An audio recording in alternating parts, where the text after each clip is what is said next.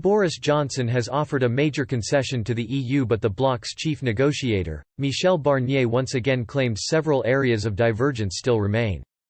Brexit talks concluded on Thursday, leaving the EU's chief negotiator frustrated at the lack of a deal. Boris Johnson had set July as a possible deadline for a free trade agreement, but despite that, the EU has still insisted the areas of divergence still remain. The UK's chief negotiator, David Frost, has now conceded to work towards an overarching deal on all aspects of the UK's interaction with the bloc.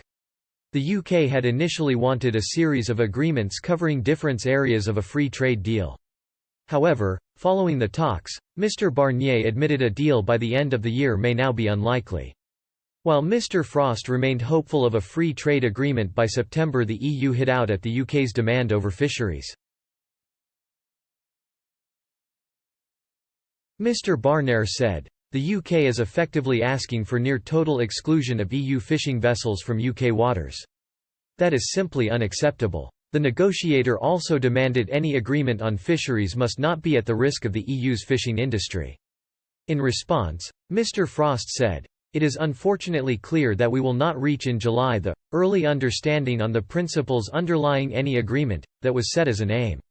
After Brexit talks concluded yesterday, the Prime Minister has maintained his hope a deal will be struck before the end of the year. He said, "Well, I think there's every reason for us to be very optimistic about getting a deal. I am very hopeful that we will get a deal. But I think, as our chief negotiator David Frost said, there are some things that we simply can't compromise over."